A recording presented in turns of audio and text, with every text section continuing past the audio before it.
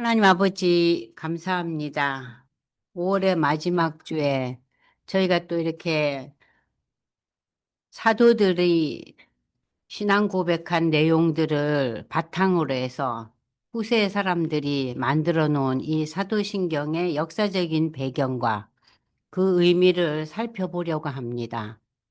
우리가 예배 때마다 사도신경을 우리의 신앙으로 고백하는데 이 고백의 의미를 보다 더 확실하게, 더 굳건하게 신앙 고백할 수 있도록 이 시간 우리를 축복해 주시옵소서. 감사드리며 예수님 이름으로 기도드리옵나이다. 아멘. 자, 이제, 프린트가 없으신 분들은 컴퓨터 화면이나 이 화면으로 이제 들어오셔서 보시면 될 것 같아요. 이 사도신경 문자 그대로 사도들의 그 신앙 고백이에요. 사도신경이라는 게. 그럼 우리가 이제 이 사도신경을 고백할 때마다 이제 기본적으로 우리가 다 아는 내용이에요. 모르는 사람은 없어요. 다 알지만은 이 내용이 너무 이제 우리한테 그냥 익숙해져 가지고 그 의미를 많이 이제 우리가 간과할 수가 있는데 이 사도신경의 내용을 한번 살펴보면서 우리가 정말 신앙을 제대로 확실하게 의미 있게 고백하고 있는지 오늘 좀 나눠보는 시간을 가지려고 합니다. 이 사도신경은 여러분들 프린트 이제 보시면 기독교 신앙에 있어서 이 신앙 고백서가 참 많아요. 여러 종류의 구교와 신교에서 만들어진. 그러나 우리가 지금 예배에서 또는 우리가 모임에서 이 고백하는 사도신경이 오늘날 캐톨릭 교회뿐만 아니라 신교, 개신교에서도 가장 많이 사용되고 또 익숙한 신앙 고백이 사도신경이에요. 근데 이 사도신경이 첫 번째 이제 기독교 역사에서 중요한 의미는 니케아 공의회라는 종교회의에서 이제 기본적으로 만들어졌는데 문제는 이것이 만들어지기 이전에 그 초대교회, 예루살렘 교회 시대 때부터 어떠한 그 배경으로 이 고백이 이루어졌냐면요. 사도들의 그 본인들의 그 신앙을 바탕으로 해서 이렇게 뭔가 이렇게 그 신앙을 교육하기 위해서. 그러니까 이제 새로 예수를 믿게 된 사람들, 또 유대교에서 이렇게 기독교로 넘어온 사람들, 이방인들, 이런 사람들한테 세례를 받기 전에 세례 교육용으로 이 내용이 쓰여졌어요. 그러니까 전승되어 왔죠. 세례 교육자들을 위해서. 그렇게 전승되어 온 것이 이제 니케아 공의회에서 이제 기본적으로 이루어졌는데, 우리가 이 종교회의라는 것을 여러분들이 이제 생각할 때마다 역사상 제일 먼저 그 기독교 역사에서 제일 첫 번째 종교회의가 사도행전 15장에 나타나죠. 여러분 기억하시죠? 예루살렘 종교회의. 예. 이 사도행전 15장이 사실은 아주 굉장히 중요한 그 종교회의예요. 왜냐하면은 우리가 이것을 제가 사도신경 할 때 미리 얘기를 하는 것은 여러분들이 이제 사도행전 읽으면서 공부할 때 15장을 제가 많이 설명을 해서 강의를 좀 들으신 분들은 기억을 하실 거예요. 이제 이 예루살렘 교회 내에는 대부분의 사람들이 유대를 배경으로 한 사람들이 많았어요. 그러나 이제 그 중에 그들이 이제 그 종이라든지 또 아는 사람들, 친지든지 이런 사람들이 연결이 돼서 유대 배경이 없는 이방인들도 이제 한 사람 한 사람씩 이제 끌려 들어온 거죠. 이 예루살렘 교회 내에. 근데 바울이 전도를 이제 시작할 때 보니까 이 전도의 대상자가 물론 유대인들로서 흩어진 사람들도 있었지만 이방인들도 많았잖아요. 그러니까는 그들에게 이방인들은 유대 배경을 모르는 사람들이란 말이에요. 그러면은 유대인들은 어떤 배경을 가지고 있어요? 율법을 배경으로 안고 있는 사람이잖아요. 그리고 그들은 저들의 그 전통, 신앙의 전통, 이걸로 똘똘 뭉쳐져 있는 사람들이에요. 아무리 예수를 믿는다 해도. 그래서 우리가 지난 그 9시간 동안 공부한 히브리서에서 히브리서 기자가 왜 썼다 그랬어요? 유대 그리스도인들이 다시 유대교로 넘어가는 것을 막기 위해서 우리가 믿는 이 십자가의 예수의 도가 구원을 이루는 하나님의 놀라운 은혜의 역사라는 걸 가르쳐 주기 위해서 구약을 바탕으로 해서 설명했잖아요. 그러면은 이 예루살렘 종교회의는 왜 일어났느냐? 아직도 교회 내에는 유대의 전통과 율법을 중시하고 거기에 매달려 사는 사람들이 많이 있었어요. 비록 이제 예수 신앙 고백하고 세례를 받았다 해도 그러니까는 이 교회 내에 갈등이 오는 거예요. 유대의 배경을 가지고 아직도 유대의 그 전승이나 율법에 대해서 마음이 열려서 이 복음에 대해서 예수를 믿어도 이 율법을 받아들이고 우리의 그 유대의 전통을 받아들여야 된다. 이게 중요하다. 둘 다 필요하다. 이러면서 교회 내 갈등이 오는 거예요. 그래서 이 예루살렘 종교회에서 무엇을 결정합니까? 구원은 십자가의 예수에 대한 신앙 고백으로만 이루어진다. 우리의 유대 전통이나 율법은 우리에게 유익한 정보는 줄 수 있지만 그것이 구원과는 관계 없다는 거예요. 구원은 어디에서 온다고요? 예수 신앙 고백에서 온다. 그게 첫 번째 룰이었어요. 이 예루살렘 종교회의에서. 두 번째는 이 사람네들이 무엇을 강조했냐면은요. 그러나 우상에게 바친 제물이라든지 우상 앞에 가서 절을 한다든지 이런 것은 금해라. 이건 아니다. 그 두 번째 룰을 만들었어요. 또 세 번째 룰은 뭐냐? 이방의 종교와 문화를 떨치고 예수를 믿기로 한 이방인들에게 유대 그리스도인들아, 저들을 흔쾌히 받아들여라. 저들의 문화적인 배경과 역사적인 배경, 저들의 관습으로 인해서 유대인들하고 많이 다르잖아요. 그러나 저들의 삶의 방법을 인정하고 그들을 잘 받아들여서 예수 더 잘 믿게 해라. 그게 세 가지 룰이었어요. 그 첫 번째 룰이 뭐예요? 예수 신앙 고백. 두 번째는 우상에게 바친 거 먹지 말고 우상 숭배하지 말고 이방 그리스도인들을 흔쾌히 잘 받아들이고 저들의 문화와 저들의 역사와 저들의 그 많은 것들을 배려하라. 이 세 가지가 첫 번째 기독교 종교 회의에서 내린 결정이었어요. 그래서 이것을 바탕으로 쓴 기록이 로마서예요. 아시겠어요? 그래서 이 바울이 담대하게 복음에 대해서 이제 로마에 있는 성도들에게 쓴 기록이 로마서예요. 그래서 구원은 믿음으로 말미암아 이루어진다. 그게 로마서의 결론 아닙니까? 응? 우리가 하나님 앞에 의인 되는 것은 어떤 방법이에요? 예수에 대한 신앙 고백이 우리로 하여금 하나님과 화평의 관계를 누리고 우리로 하여금 하나님 자녀 되게 만든다는 게 로마서 전체잖아요. 그러니까는 이 사도행전 15장의 첫 번째 종교회의가 바탕으로 돼서 구원론이 확립된 거예요. 그러면 이 사도신경의 이 본문을 통해서 우리가 이제 쭉 보겠지만 구원론이 다시 반복돼요. 뭘 통해서? 성부, 성자, 성령. 삼위일체 하나님을 통해서. 그리고 교회론. 그 다음에 종말론.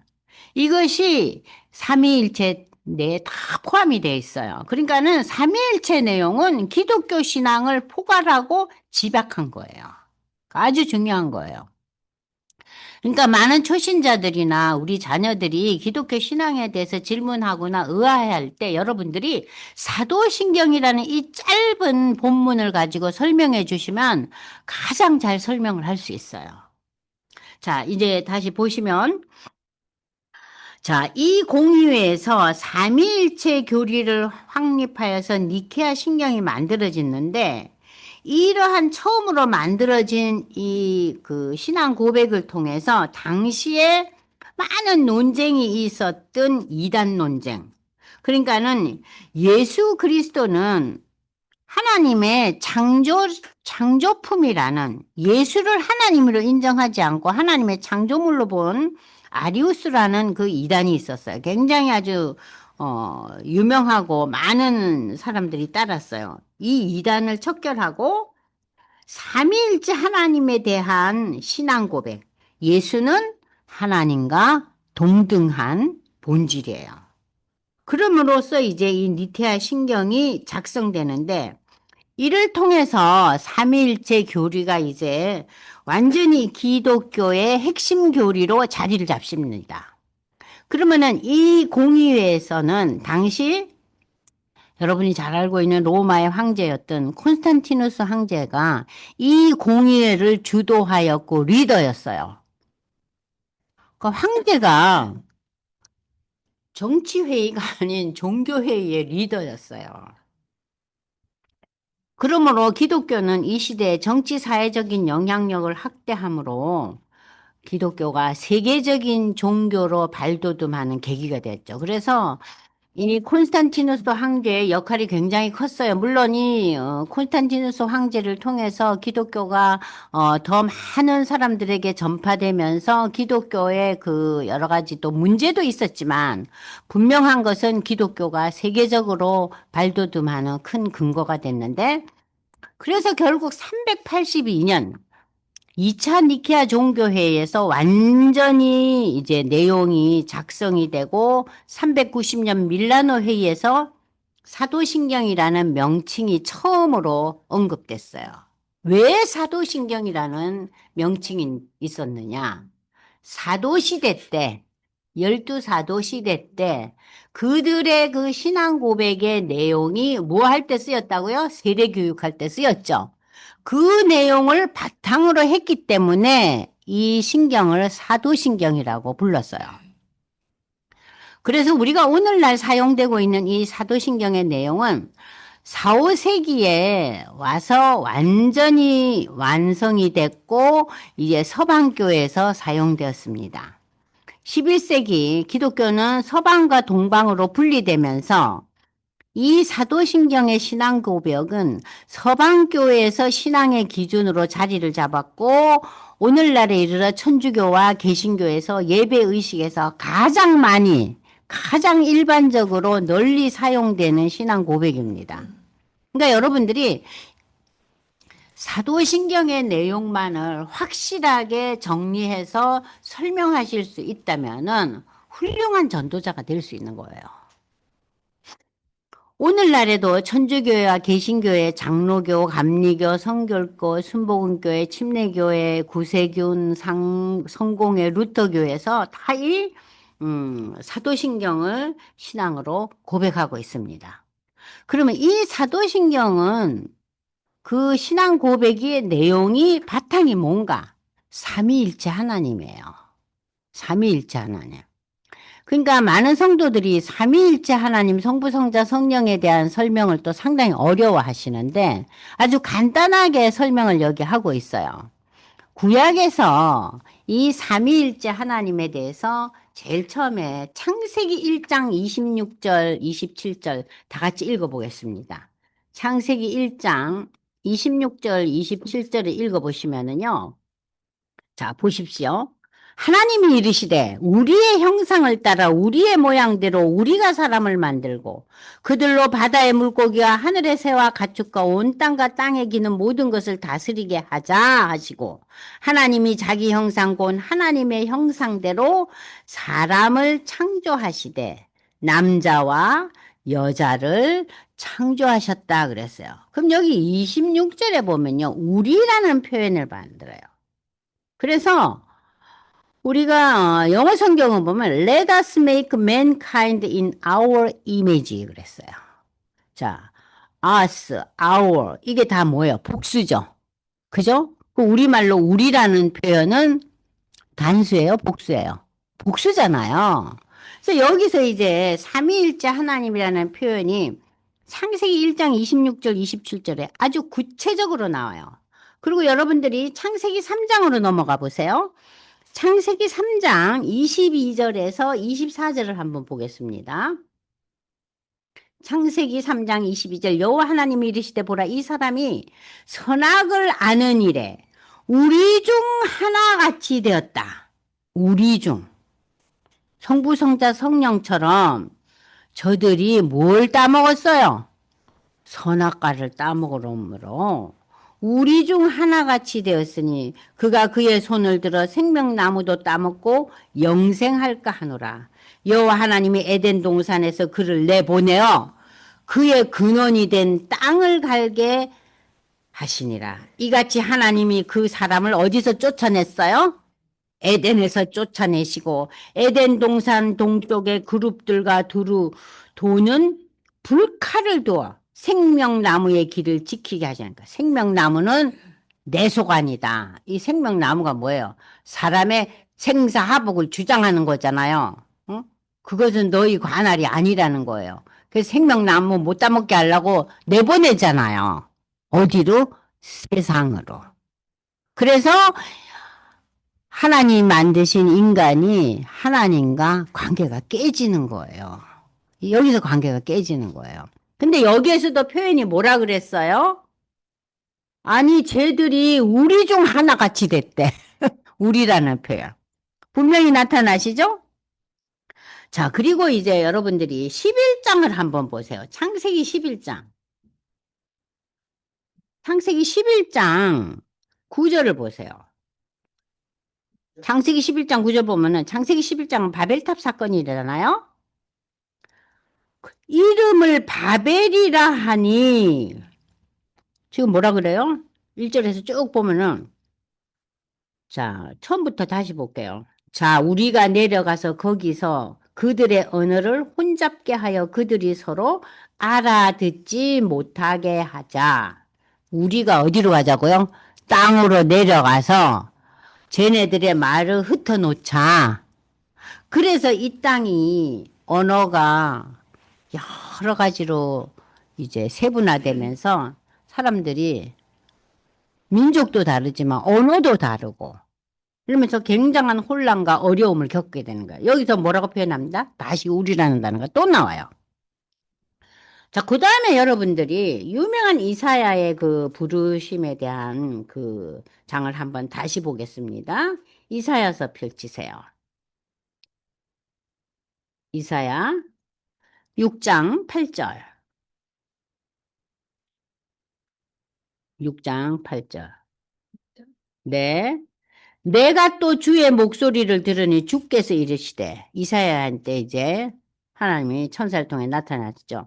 내가 누구를 보내며 누가 우리를 위하여 갈꼬. 여기 우리라는 단어 또 쓰고 있죠. 네? 누가 우리를 위하여 갈꼬. 지금 이사야가 지금 소명받는 장면이잖아요. 그 유명한 이사야 6장. 그래서 구약에서는 이렇게 우리라는 표현을 통해서 아, 하나님이 삼위일체 하나님이라는 것을 은근히 나타내고 있어요. 그 다음에 이제 구약에서도 성령이라는 표현이 나오고 있습니다. 여러분들 지금 시편 한번 찾아보겠습니다. 시편 51편. 시편 51편 10절부터 제가 읽어볼게요. 하나님이여 내 속에 정한 마음을 창조하시고 내 안에 정직한 영을 새롭게 하소서. 나를 주 앞에서 쫓아내지 마시며 주의 성령을 내게서 거두지 마소서. 내게서 거두지 말라는 거예요. 그러니까 성령이 나를 다스리게 해달라는 거예요. 응? 그러니까 구약에서도 이 성령이라는 지칭이 나오고 있어요. 그죠? 분명하게 나오죠? 이사야 51편 11절. 성령을 51편. 네, 시편 51편 11절. 주의 성령을 내게서 거두지 마소서. 성령이라는 단어가 분명히 나오죠? 그죠? 그 다음에 또 구약에서는 이 성령이라는 표현에 대해서 하나님의 영, 주의 영, 여호와의 능력, 여호와의 영 이렇게 여러 가지로 많이 표현되고 있어요. 이거 이제 여러 표현이 나오고 있으니까는 제가 이제 한 번만 읽어보겠어요. 시간이 많이 걸리니까. 이사야 63장 14절을 보겠어요. 이사야 63장 14절. 자, 찾으셨어요? 이사야 63장 14절. 여호와의 영이 그들을 골짜기로 내려가는 가축같이 편히 쉬게 하셨도다. 자, 성령께서 저들을 편히 쉬게 하셨대요. 편히 쉬게. 주께서 이와 같이 주의 백성을 인도하사 이름을 영화롭게 하셨나이다 하느니라. 그러니까 물론 이제 성령이 강림해서 성령의 역사가 예수 믿는 모든 자들에게 임한 것은 사도행전 2장 이후부터지만 구약에서도 성령의 역사가 이렇게 쭉 제가 여기 창세기, 시편, 열왕기상하, 사무엘상 쭉 여기 여러분들한테 기록된 그 프린트 내용물이 있잖아요. 여기에 성령에 대해서 구체적으로 표현되고 있어요. 구약에서도. 자, 그러면 신약에 와서는 이 삼위일체 하나님을 어떻게 표현하고 있는가? 여러분이 잘 아시는 마태복음 28장 펴보세요. 자, 선교대 위임 명령에서 어떤 말씀을 주시죠? 그러므로 너희는 28장 19절 가서 모든 민족을 제자로 삼아 누구의 이름으로? 하나님 아버지와 아들 예수님과 성령의 이름으로 세례를 베풀고 내가 너희에게 분부한 모든 것을 가르쳐 지키게 하라. 볼지어다 내가 세상 끝날까지 너희와 항상 함께 있으리라. 자, 여기 보세요. 세상 끝날은 어느 날이에요? 예수의 재림날이죠? 예수님이 이 땅에 다시 오는 날까지 너희와 항상 함께 있다는 것은 누구를 통해서 함께 있어요? 성령의 인도함. 그래서 사도행전 2장에 성령 강림이 나오잖아요. 그 뒤부터 모든 믿음의 성도들은 어떤 인도함을 받아요? 성령의 인도함이 있어야지 예수를 주로 고백할 수 있어요. 아니, 내가 전도를 했는데, 그래도 뭐 별 특별한 반응 없이 잘 나오네. 아이고, 내가 전도를 잘했는가? 그게 아니고요. 전도의 역할이 중요하지만 그 본인에게 성령이 역사하셔서 아무리 우리가 전도해도요, 안 오는 분 안 오세요. 물론 뭐 돌아가시기 직전에 오시는 분도 있지만 그걸 볼 때마다 성령의 강림이 없이는 예수를 주로 고백할 수 없구나. 자, 그래서 이 삼위의 이름이 또 언제 나오냐? 고린도후서 13장 13절을 보시면은요, 바울이 축도 장면이 나와요. 자, 고린도후서 13장 13절. 요즘 우리 목사님들이 축도하죠? 그 목사님들의 축도의 근원이 어디예요? 고린도후서 13장 13절이에요. 주 예수 그리스도의 은혜와 하나님의 사랑과 성령의 교통하심이 너희 무리와 함께 있을지어다. 이렇게 나와요. 삼위의 이름이 나와요. 그럼 이 두 번째 신약에서 삼위의 삼위일체 하나님은 인격적인 유대 관계를 이루고 있다. 그래서 여러분들이 지금 요한복음 3장 보시겠어요? 요한복음 3장 34절로 36절까지 읽어보겠습니다. 하나님이 보내신 이는 하나님의 말씀을 하나니 이는 하나님이 성령을 한량없이 주심이니라. 아버지께서 아들을 사랑하사 만물을 다 그의 손에 주셨으니 아들을 믿는 자에게는 영생이 있고 아들에게 순종하지 아니하는 자는 영생을 보지 못하고 도리어 하나님의 진노가 그 위에 머물러 있느니라. 자, 하나님, 아버지, 성령. 이렇게 설명이 되고 있고요. 또 여러분들이 성부, 성자, 성령에 대해서 아주 자세하게 설명된 본문이요. 에베소서 1장이에요. 그래서 어떻게 이 성부, 성령을 제대로 설명을 할까 고민하지 마시고 에베소서를 보시면 돼요. 그래서 여러분들이 여기 프린트에서 에베소 1장 3절 23절은 무엇을 설명한 거예요? 삼위일체 하나님에 대한 설명이에요. 바울이 설명하고 있어요. 에베소 교인들한테. 그러니까 요거를 잘 썸머리 하셔도 삼위일체에 대한 내용을 잘 설명하실 수 있어요. 그래서 거기다 좀 동그라미 해 놓으세요. 에베소서 1장. 자, 3절부터 읽어볼까요? 3절. 에베소 1장. 그러니까 뭐 그냥 외우기 쉽게 고린도전서 15장이 부활장이잖아. 13장이 사랑장이잖아. 에베소 1장은 무슨 장이요? 삼위일체 하나님에 대한 설명장. 그렇게 기억하시면 쉽게 머리에 남잖아요. 자, 읽어보겠습니다.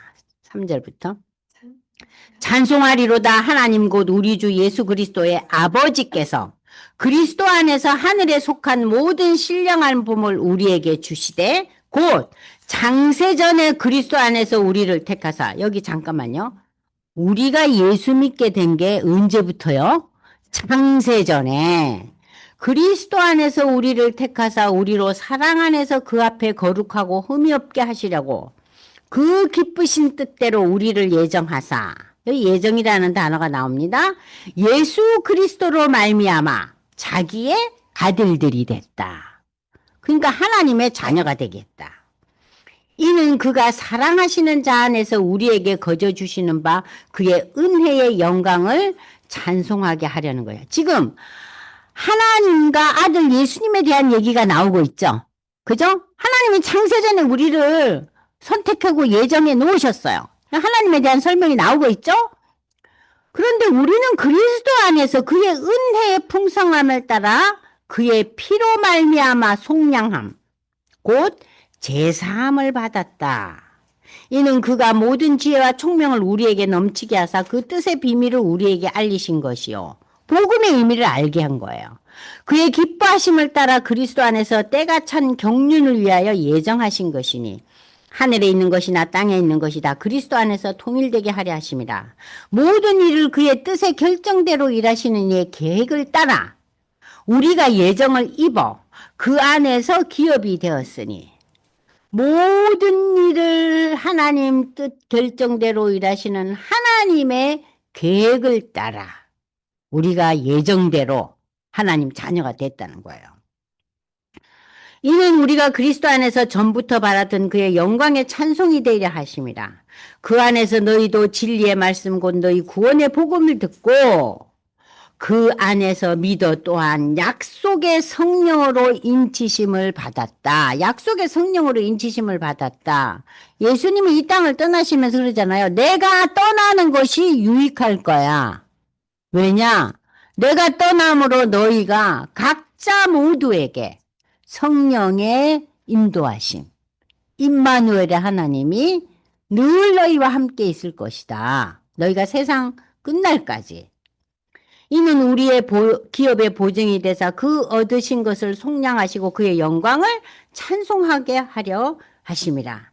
이로 말미암아 주 예수 안에서 너희 믿음과 모든 성도를 향한 사랑을 나도 듣고 내가 기도할 때 기억하며 너희로 말미암아 감사하기를 그치지 아니하고 우리 주 예수 그리스도의 하나님 영광의 아버지께서 지혜와 계시의 영을 너희에게 주사 뭘 알게 해요? 하나님을 알게 하시고 너희 마음의 눈을 밝히사 그의 부르심의 소망이 무엇이며 성도 안에서 그 기업의 영광이 풍성함이 무엇이며 그의 힘의 위력으로 역사하심을 따라 믿는 우리에게 베푸시는 능력의 지극히 크심이 어떠한 것을 너희로 알게 하시기를 구하노라.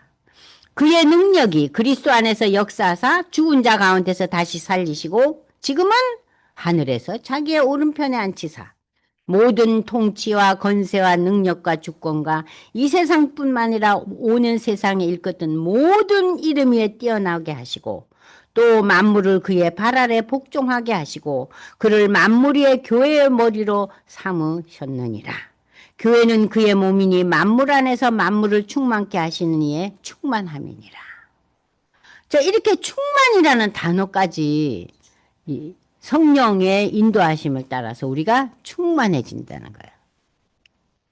자, 그래서 에베소 1장 3절에서 23절은 여러분이 집으로 돌아가셔서 이번 이제 또 한 주 쉬잖아요. 에베소서 1장만 한 5번쯤 읽어보세요. 성부 하나님, 성자 하나님, 성령 하나님에 대한 뚜렷한 그 의미가 딱 마음에 와닿을 거예요. 그래서 이 에베소 1장이 그래서 참 중요한 본문이에요. 자, 하나님이 인간의 구원을 계획하시고 뜻하시고 계획하셨다가 조금 전에 읽으셨죠? 인간 구원의 계획은 성부 하나님께서 하시고 성자 예수님께서 이 계획을 성취하시잖아요? 십자가의 죽으심과 또 3일 만에 부활하시고 40일 후에 승천하심으로 인해서 또 성령께서 개인에게 임하심으로 예수를 나의 주님으로 신앙 고백한다. 또 요것도 동그라미 쳐놓으세요. 고린도전서 12장 3절. 이거 잊어버리시면 안 돼요. 고린도전서 12장 3절. 중요한 본문입니다.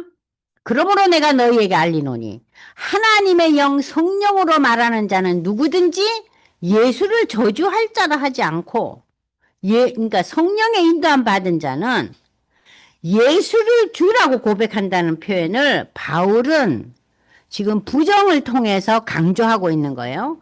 성령의 인도함 없이는 어느 누구도 예수를 주라고 고백할 수 없다. 이 말은 다른 말로 표현하면은 성령의 인도함 때문에 예수를 주라고 고백할 수 있다. 이 얘기예요. 그래서 때로는 이러한 부정문이 너 학교 갔어? 안 갔어? 이렇게 우리가 묻지 않죠. 너는 학교 안 갔잖아. 이러죠? 어머니들이. 애가 중간에 이제 가방 어디다 그냥 만화가게 같은데 팽개 쳐놓고 말이죠. 만화방 같은데. 그럴 때 너는 학교 갔니? 하고 묻는 거는 어때요? 처음 속색일 때죠. 그런데 그것이 반복되면 어때요? 아는 습관사님 어떻게 질문해요, 우리가? 나 안 갔지? 그러잖아요. 그러니까 이 부정을 통해서 강조하는 거예요. 그러니까 여러분들이 성경 읽을 때 부정이 나오면은 긍정으로 읽으면서 강력한 의미로 읽으시면은 이해가 쉬워요. 그죠? 지금 이 고린도전서 12장 3절도요. 그냥 읽으면요. 헷갈려요. 왜 제가 그걸 알겠어요? 제가 헷갈렸기 때문에. 그러니까 이 본문이 뭐예요? 누구든지 성령의 인도함 받으면 예수를 주로 고백한다. 네, 예수를 주로 고백한다. 그러니까 나의 수고와 나의 능력과 나의 지혜로 인해서 우리가 예수를 주로 고백하는 자는 아무도 없다는 소리예요. 네. 그래서 예수 신앙 고백은 배운 자나 못 배운 자나 위에 있는 자나 밑에 있는 자나 종이나 주인이나 그래서 이 복음을 평안의 복음, 평등의 복음이라 그랬잖아요. 네, 평등. 모든 인류에게 보편적으로 다 문이 열려 있어요. 근데 인간은 어때요? 관계 속에서? 우리는 디그리를 이렇게 정하잖아요. 어떤 수준의 사람은 여기에 연결되고, 어떤 수준의 사람은 저쪽으로 연결되고, 그리고 우리 구분 짓잖아요. 복음은 구분이 없다는. 놀라운 거죠. 자, 그래서 여러분이 보시면 이제 성부, 성자, 성령에 대해서 한마디로 표현을 하면 어떠냐? 성부 하나님은 아버지요 만물의 창조자이시다. 성자 예수님은 메시아 구원자시다. 그리스도 메시아 구원자는 다 똑같은 단어죠. 하나는 헬라어고 하나는 히브리어고 하나는 우리말이에요. 그죠? 예수님은 성자 예수님은 그리스도요 메시아요 구원자시다. 또 성령은 하나님의 영으로 성도들의 몸을 성전으로 삼고 그 안에 거하신다. 그 안에 거하신다. 그래서 여러분들 여기서 고린도전서 2장 11절을 한번 보겠습니다. 고린도전서 2장 11절 한번 보세요. 2장 11절 보시면 사람의 일을 사람의 속에 있는 영 외에는 누가 알리요? 이와 같이 하나님의 일도 하나님의 영 외에는 알지 못한다. 응? 성령의 인도함 때문에 하나님을 아는 거예요. 아, 내가 교회 나와 앉아 있네. 아유, 10년 전에 생각해보면 어림도 없는 일인데. 제가 중고등학교 다닐 때, 아, 너무 그냥 예배 시간과 성경 시간이 징그러웠거든요. 아, 짜증나고. 근데 제가 성경을 공부할 줄은 정말 꿈에도 생각 못 했죠. 그때 우리 성경 선생님 또 목사님들, 아우, 저는 아주 진저리를 쳤거든요. 그러니까는 우리가 예수 믿는 거는 전적으로 성령의 인도함 없이는 믿을 수 없다는 거. 성도는 성부 하나님을 누구를 통해 만납니까? 예수 그리스도를 통해서 만난 거예요. 그러니까 하나님은 영적인 존재이기 때문에 우리 눈에 안 보이죠? 안 보여요. 그 하나님의 그 영적인 존재 하나님이 우리에게 계시된 자가 누구예요? 예수예요. 그리고 그 하나님의 영이 성령이에요. 그러니까 예수님이 하나님 오른편에 그 앉아 계시면서 우리 각자에게 뿌려준 거예요. 무엇을? 성령을. 얼마나 이게 신비한 이론입니까? 성부, 성자, 성령. 자, 이것을 바탕으로 만들어진 것이 사도신경이에요. 그래서 사도신경의 신앙 고백의 핵심은 예수는 주님. 주님의 뜻은요, 다른 거 아니에요. 마스터, 주인이라는 소리예요. 주인. 왜 이 로드 주님이라는 표현을 하면은 오늘날에는 이제 그런 제도적인 게 많이 이제 없어졌지만 그 고대 시대나 신약 시대 우리의 역사를 보면은 인간 사회에는 종과 주인이 늘 있었잖아요. 종과 주인. 그러면은 예수는 뭐라고요? 나를 지배하는 주인이라는 거야. 주인이라는 거야. 나를 나의 주인 되신다.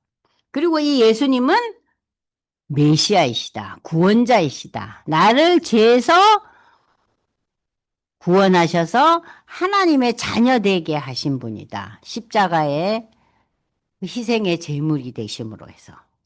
또 예수님은 하나님의 유일한 아들이다. 그래서 이제 요한복음 3장 16절에 독생자라는 표현이 나오죠. 저는 성경에서 이 독생자라는 단어를 처음 봤어요. 다른 무슨 책이나 우리가 보통 공부할 때 독생자라는 표현 들어봤어요. 그냥 독자라는 표현을 들어봤어요. 아들 하나일 때, 그죠? 근데 독생자라는 표현이 저는 너무 이상한 거예요. 처음에. 또 믿어지지도 않고.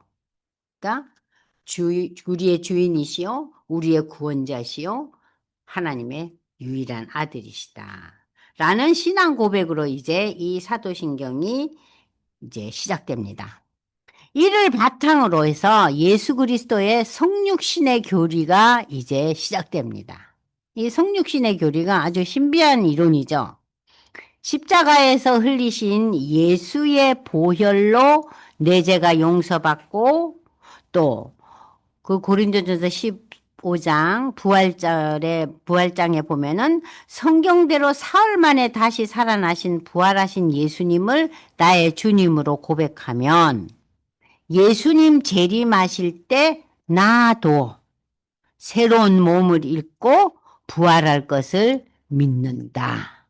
이 신앙 고백이 사도신경의 중요한 성육신의 그 이론이에요.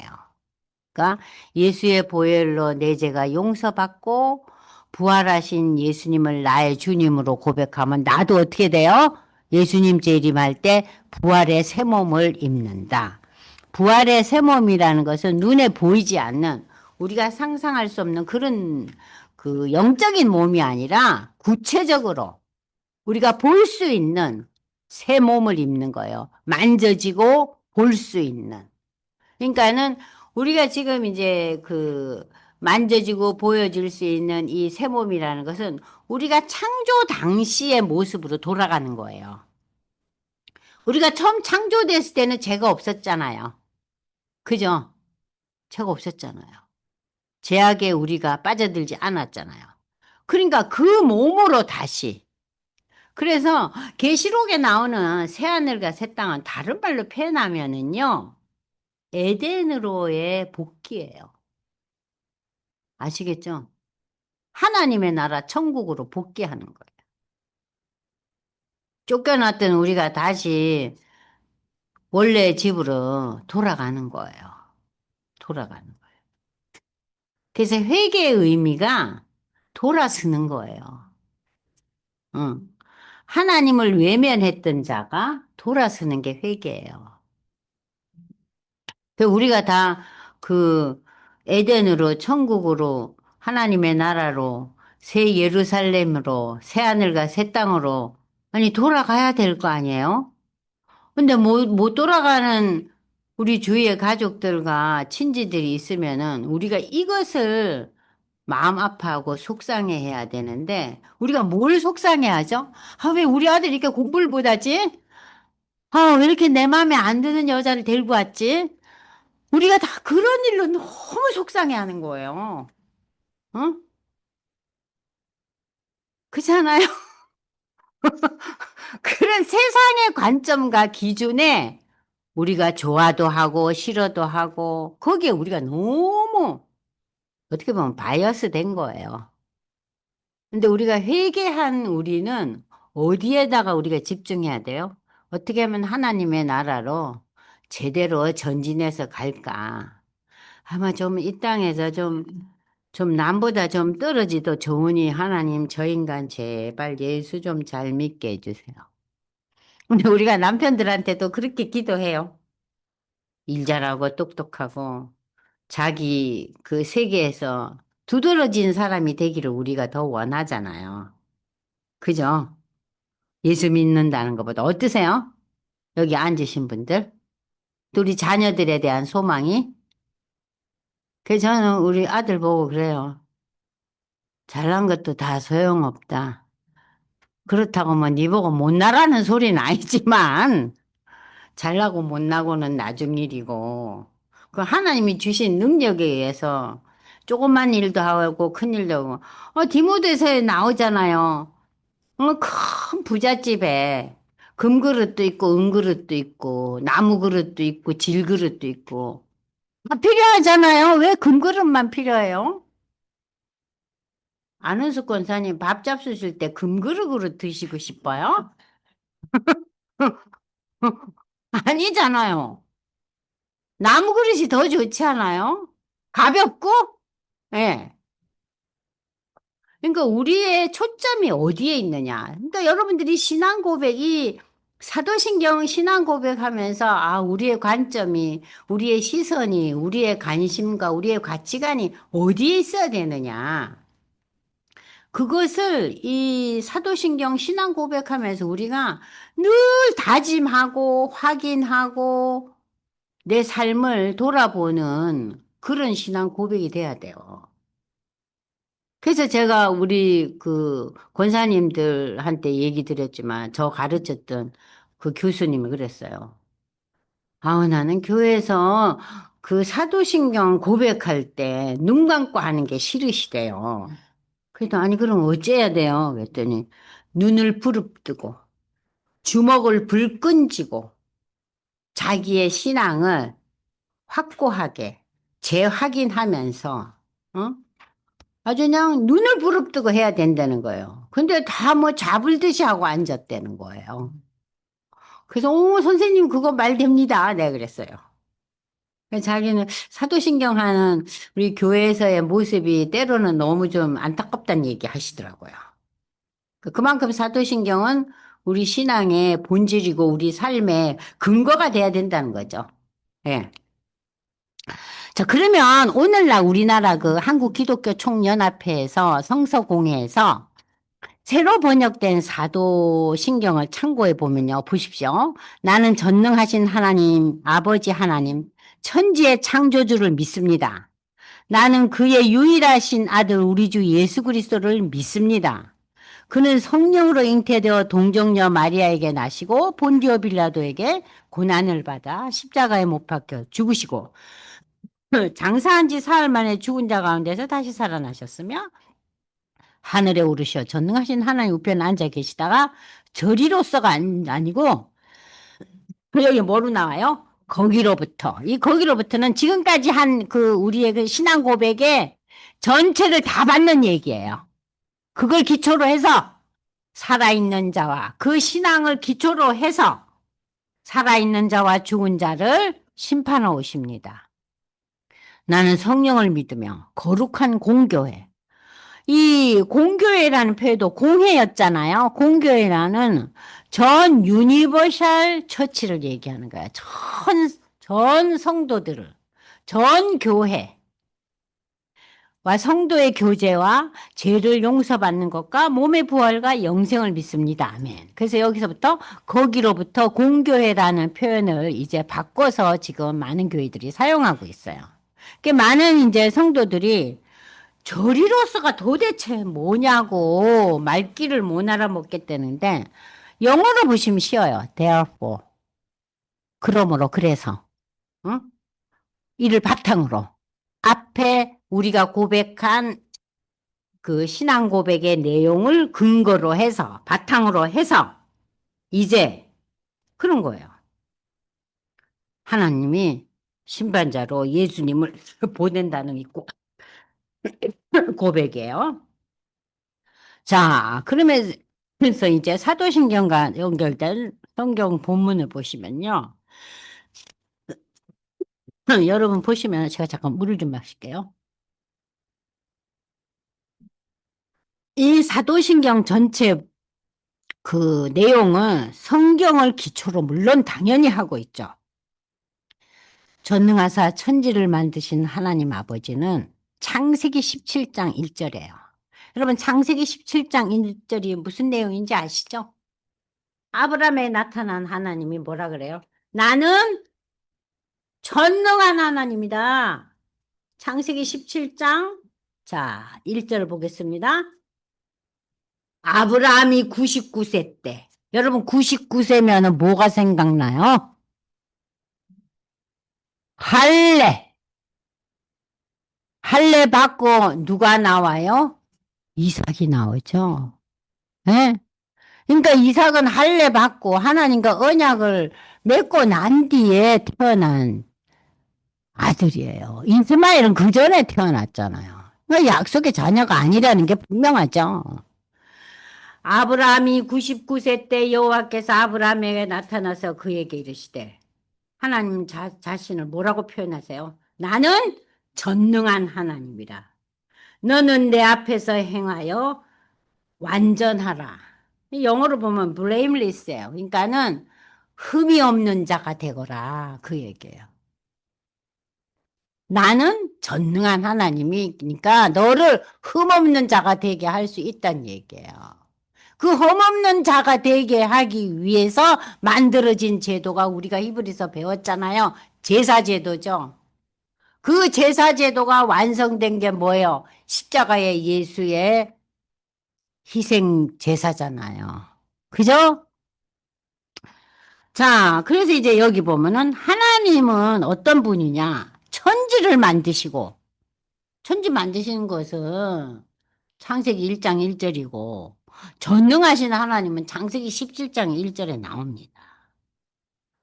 자, 그런데 그 유일하신 아들, 독생자 외아들 이거는 요한복음 3장 16절 한번 여러분 암송해 보세요.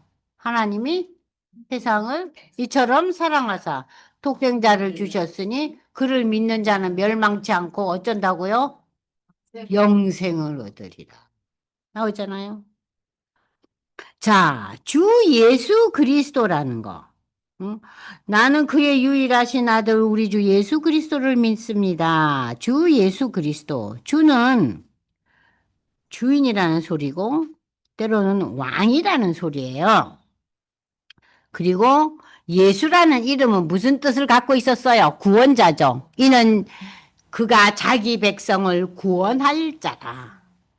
이 마태복음 1장에 나오지 않아요? 그죠? 그리고 그리스도는 뭐예요? 구원자라는 거예요. 구원자.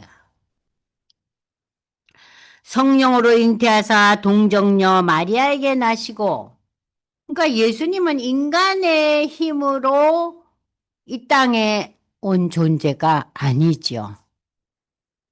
그런 의미에서 예수님은 하나님의 아들이시죠.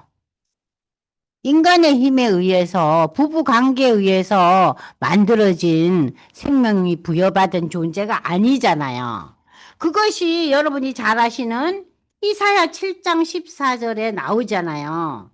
이사야 7장 14절 다 보겠습니다. 그러므로 주께서 친히 징조를 준다 그랬어요. 징조. 사인을 주셔요. 보라, 처녀가 잉태하여 아들을 낳을 것이요 그의 이름을 임마누엘이라 하라. 처녀가 잉태했어요. 무슨 힘으로? 성령의 힘으로. 인간의 힘이 아닌 본디오 빌라도에게 고난을 받으사 십자가에 못 박혀 죽으시고 장사한 지 사흘 만에 죽은 자 가운데서 다시 살아나시며 하늘에 오르사 전능하신 하나님 우편에 앉아 계시다가, 자, 이 역사는 우리가 신약에 마테마가 누가복음에 아주 상세하게 나오고 있잖아요. 그죠? 그런데 전능하신 하나님 우편에 앉아 계신다는 것은 우리가 찾아보겠습니다. 로마서 펴십시오. 로마서 8장 34절. 누가 우리를 감히 죄인이라고 정죄할 거냐? 죽으셨지만 다시 살아나신 이는 그리스도 예수시니 이 예수님 지금 하나님 우편에 계신 자요 우리를 위하여 간구하시는 자니라. 그런데 이 예수는요 심판자로서 산자와 죽은 자를 심판하러 오신대요. 우리가 지난번에 히브리서에서 배웠죠? 히브리서 9장 피세요. 기억이 아마 나실 거예요. 히브리서 9장 24절을 보겠습니다. 그리스도께서 참것의 그림자인 손으로 만든 성소에 들어가지 아니하셔. 손으로 만든 성소가 성전이잖아요. 그는 바로 어디에 들어가셨어요? 하나님 나라, 하늘에 들어가서 이제 우리를 위하여 하나님 앞에 나타나시고 대제사장이 해마다 다른 소나 양이나 비둘기 피로 성소에 들어가는 것 같이 자주 자기를 드리려고 안 해요. 십자가에 한 번으로, 단 한 번으로 끝냈죠? Once and for all. 그죠? 그리하면 그가 세상을 창조할 때보다 자주 고난을 받았어야 할 거지. 이제 자기를 단번에 제물로 드려 죄를 없이 하시려고 세상 끝에 나타나셨어요. 그래서 종말은 예수의 오심부터가 종말의 시작이에요. 아시겠죠? 아, 종말이 뭔가, 종말론이 뭔가. 예수가 오심이 종말의 시작이에요. 종말의 완성이 예수의 재림이에요. 여러분, 종말의 시작과 종말의 완성에 대해서 이제 뚜렷하게 구별하시죠? 예수의 초림과 예수의 재림. 그러면서 27절을 보십시오. 한 번 죽는 것은 우리 인생들에게 정해진 룰이죠. 우리가 죄로 말미암아 다 죽음의 사형 언도를 받았지 않아요. 그죠? 한 번 죽는 것은 사람에게 정해진 것이요. 그 후에는 뭐가 있어요? 하나님의 심판이 있어요. 그래서 예수 안 믿는 사람은 두 번째 사망의 길로 가요. 예수 믿는 자는 하나님의 나라로 가요. 심판은 엄격하고 분명하다는 거. 그걸 우리에게 나타내고 있어요. 성령을 믿사오며 성령이 아니고는 우리가 예수를 믿을 수 없죠? 거룩한 공회. 거룩한 공회는 교회를 나타낸다 그러죠. 성도들 전체를 나타낸다 그랬어요. 이것을 이제 대표하는 말씀이 예수님이 그 베드로에게 주신 말씀을 여러분들 한번 같이 읽어보겠습니다. 마태복음 16장 16절로 19절을 읽어보겠습니다. 자, 예수님이 너희는 나를 누구라 하느냐? 시몬 베드로가 대답하여 주는 그리스도시요. 주는 그리스도 구원자여 살아계신 하나님의 아들이십니다. 예수님이 대답하여 시몬아 내가 복이 있도다. 이를 내게 알게 한 이는 혈육이 아니요 하늘에 계신 내 아버지니라. 성령을 나타낸 거예요. 그러면서 어떤 축복을 주세요? 또 내가 네게 이르노니 너는 베드로라. 이름을 베드로 주셨어요. 내가 이 반석 위에 내 교회를 세우리니 음부의 권세가 교회를 이기지 못하리라. 내가 천국 열쇠를 내게 주리니 내가 땅에서 무엇이든지 매면 하늘에서 매일 것이요 내가 땅에서 무엇이든지 풀면 하늘에서도 풀리라 하시고. 자, 여기에서 우리가 볼 수 있는 것은 이 베드로를 통해서 천국 열쇠, 구원의 열쇠를 줬다는 것은 베드로의 힘에 의해서 열쇠가 열리고 닫힌다는 얘기가 아니에요. 베드로를 통해서 전달된 복음의 메시지를 받느냐 안 받느냐. 사도행전 2장에 여러분 잘 아시죠? 요엘서를 인용하면서 그 무식한 베드로가 설교하잖아요. 기억나세요? 안 나세요? 그죠? 거기서 이 베드로가 회개하는 자에게는 하나님이 성령의 선물을 준다 그러잖아요. 그러니까 여기서 이 베드로에게 열쇠를 준다는 것은 베드로가 면죄권을 가졌다는 얘기가 아니에요. 베드로가 전한 복음의 내용을 받느냐 안 받느냐가 천국 열쇠가 열리냐 닫히느냐 달려 있는데 지금 로만 캐톨릭은 그런 의미에서 약간의 문제가 있어요. 무슨 얘기인지 아시겠죠? 네. 자, 그 다음에 이제 보시면은 성도가 서로 교통하는 것과 사도행전에 성령 강림이 일어나고 막 사람들이 모이면서 예수를 믿고 난리가 났어요.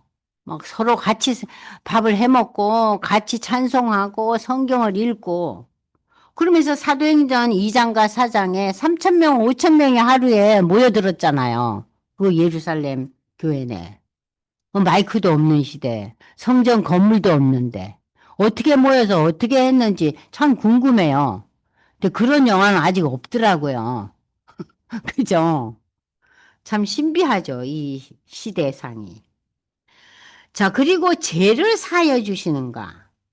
그러니까 지금 사도행전 2장 38절 여러분이 한번 보시면은 자, 아주 뚜렷하게 나옵니다. 사도행전 2장 38절 보시면은 베드로가 이르되 너희가 회개하여 각각 예수 그리스도의 이름으로 세례받고 제사함을 받으라. 그리하면 무슨 선물을 받아요?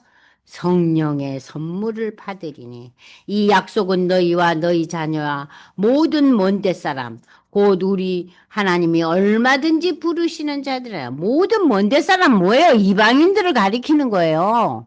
예? 하나님의 자녀가 된다는 거예요. 응?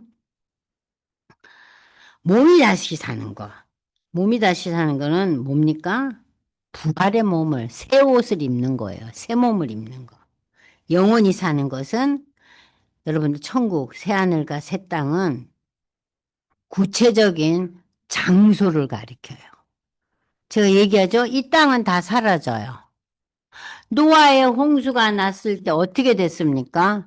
노아 시대의 모든 것은 다 없어지죠. 그리고 새롭게 시작되잖아요. 그저 물이 다 빠지면서. 그럼 이 새하늘과 새 땅도요. 이 지금 우리가 살고 있는 이 지구촌은 모든 건 다 사라져요. 그리고 완전히 새로운 세계가 열려요. 거기서 영원히 산다는 거예요. 그러니까 우리가 거기다가 좀 초점을 맞춰야 되지 않겠어요? 이 땅에 너무 초점 좀 그만 맞추고. 응? 이 땅에 맞춰봐야 속 터질 일만 생기는데. 안 그래요? 응? 자, 사도신경의 내용은요, 어떻게 분석이 되느냐. 첫 번째 내용은 창조주 하나님 아버지에 대한 신앙 고백. 그 다음에는 아들 예수님이 우리를 죄에서 구속하신 일에 대한 신앙 고백. 죄사함 받은 고백.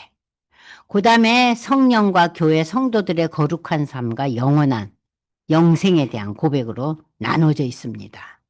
그래서 제일 먼저 우리가 이제 보면은 전능하사 천지를 만드신 하나님 아버지를 내가 믿는다. 이 하나님 아버지에 대한 고백은 많은 내용을 함축하고 있습니다. 전지전능하신 하나님 아버지는 성자 하나님과 성령 하나님과 함께 천지 만물을 지으시고 다스리고 섭리하신다. 하나님은 아들 예수를 통해 이루신 인류 구원의 역사를 믿을 때 죄인에서 의인으로 하나님의 자녀가 된다. 그러니까 하나님이 아버지라는 이 고백은 뭡니까? 하나님이 아들 예수를 통해서 우리를 구원하셨다는 것을 믿는 가장 짧은 고백이 하나님 아버지예요. 하나님 아버지. 여러분, 하나님이 어떻게 내 아버지가 됩니까? 예수 신앙 고백을 해야 하나님 아버지가 되는 거잖아요. 요한복음 1장 12절. 예수의 이름을 영접해야 되는 거예요. 그래야 하나님 자녀 되잖아요. 예? 나는 하나님의 유일하신 아들, 외아들, 우리 주 예수 그리스도를 믿습니다. 이 크레도라는 이 믿는다는 말은요, 세 가지 의미를 가지고 있어요. 우리가 상용에서 쓰는 믿다, believe. 그 다음에 신뢰하다, trust. 그 다음에 뭐뭇을 믿다. 이것은 have faith in이라는 것은 구체적인 것을 얘기하는 거예요. 이렇게 나누어 생각할 수 있는데 believe는 뭐예요? 말이나 사실에 대해서 믿는다. 아, 난 저 사람 괜찮은 사람으로 믿어. 그 다음에 트러스트는 뭐예요? 상대방의 구체적인 태도나 행동이나 약속을 믿을 때 우리가 트러스트 그래요. 그 다음에 believe faith 이제 faith가 이 believe in이나 have faith in 또 똑같은 얘기인데 의견이나 정책, 어떤 존재, 신앙에 대해서 어떤 사람을 믿는다. 그 얘기입니다. 그러면 사도신경에서 믿습니다라는 이 표현은 그 존재를 믿고 그 존재를 신뢰하며 그 존재가 약속한 것에 동의하고 이를 수용하는 포괄적인 의미를 다 가지고 있어요. 그러니까 우리가 인간관계 속에서는 이 세 가지의 의미가 어, 다 수용할 수 인간이 있겠어요? 우리하고 제일 가까운 남편 보세요. believe, trust, have faith in 이걸 다 충족할 수 있는 남편 있어요? 유권사님 어때요? 이걸 다 포괄적으로 갖고 있다면 우리가 갈등이 없죠. 그죠? 자, 그리고 난 뒤에 이제 그 우리 사도신경에서 그 다음에 나오는 얘기가 뭡니까? 그 외아들 우리 주 예수 그리스도를 믿는다. 예수는요, 이름이에요. 예수는 타이틀이 아니고 네임이에요. 자, 그러면은 메시아 그리스도는 타이틀이에요. 여러분, 네임과 타이틀을 구별하셔야 돼요. 유권사님의 유자는 네임이죠. 권사는 타이틀이죠. 그죠? 그러니까 예수 그리스도 하면 예수는 이름이고 그리스도는 뭐예요? 타이틀이에요. 그렇게 구별하시면 돼요. 그리스도는 히브리어로 메시아, 기름 부음을 받은 자. 옛날에 구약시대 때 기름 부음 받은 자가 누구예요? 제사장과 선지자와 왕이잖아요. 그러므로 이 예수는 제사장이시요, 선지자요, 왕이시다. 제사장, 선지자, 왕, 이 세 타이틀을 다 가진 자는 인류 역사상 누구밖에 없어요? 예수밖에 없다는 거예요. 응? 자, 거기까지 하고 조금 쉬었다가 다시 하겠습니다.